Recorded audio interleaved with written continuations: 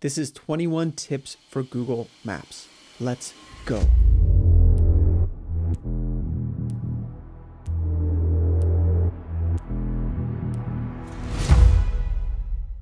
Okay, number 1.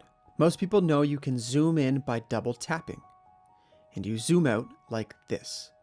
You need 2 hands to do this though, so how do you zoom in and out with just one hand? Well, you double tap, but hold the second tap.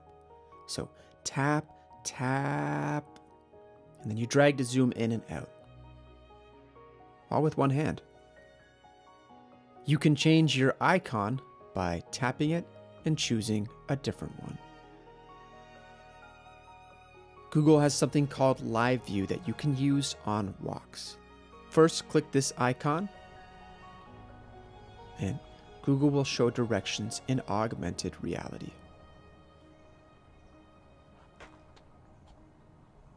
It only works at a standstill, so if you start walking, Google will turn Live View off automatically.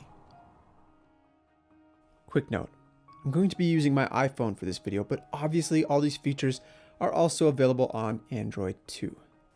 You can use Google Assistant, hands-free. Okay, Google, route me to the nearest gas station. The best way to get to Esso by car is via Bloor Street West and Spadina Avenue. Okay, Google, show me all gas stations on my route. Showing results for show me all gas stations on my route along your route.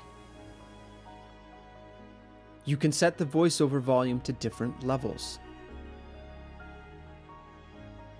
This is great if you like to listen to music loud, but you don't want Google Assistant screaming at you.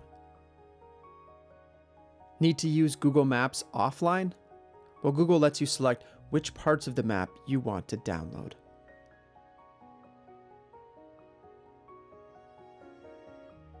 There are some addresses that you might type a lot, for example, for your home or for work.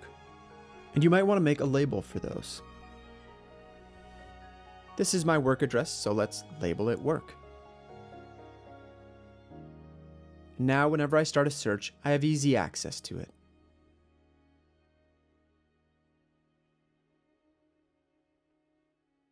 This is a free tool called Atlist, and you can use it to create custom Google Maps with multiple markers. You can style the markers, the modal window, the map. You can add a sidebar with search, and even embed the map on a website. You can find a link to Atlist in the video description below. Full disclosure, I co-founded Atlist with my friend Carl. We think it's pretty great, but we're obviously biased. Anyways, let's keep going. If there is a route you take often, you can pin it. Once it's pinned, you'll always find it on your Go tab.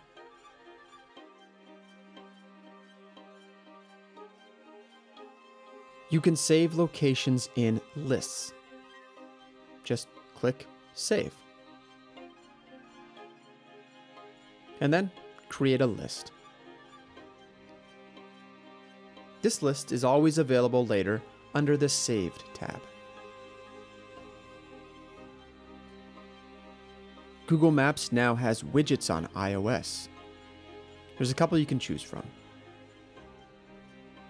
I'm going to add this one. I can just click it at any time and it gives me directions to work. You can share your current location with someone. So just text it to them and they can see you. By default, location sharing expires after an hour. Google Maps will often give you a fuel-efficient route by default. That's what this leaf icon means. In this case, Google has chosen the fuel-efficient route over a slightly faster route. If you're not crazy about driving on highways or paying tolls, you can set a route option to avoid these things.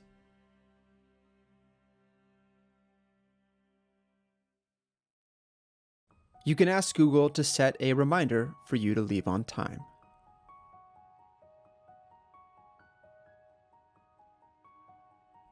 Nice. We're going to keep going through tips, but now we're going to use Google Maps on a computer. You can add multiple destinations to a route. But it's important to know that Google doesn't optimize this route, so you need to reorder the destinations in order to find the fastest route. Did you know Google gives an estimate for how busy a destination currently is? You can also see live traffic.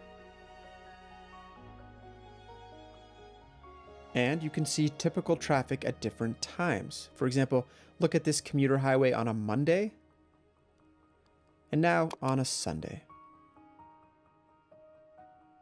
Streetview is great. And since Google's been doing it for a long time, we can now see how streets change over time. For example, there was a bargain store here in 2017.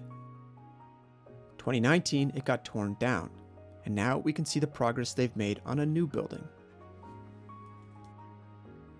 You might already know that you can drag a route to modify it. But did you also know you can reset the route by clicking this dot?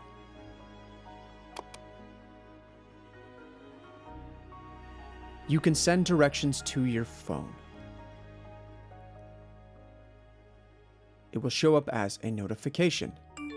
Click the notification, and there you go. You can use Google Maps to measure the distance between 2 points. Just right-click, measure distance, click for another point, and there you go. You can also keep adding points to create a shape, and you can find the total area for that shape. Well, there you go. If you have any questions or anything was unclear, let me know in the comments. Thanks for watching, and bon voyage.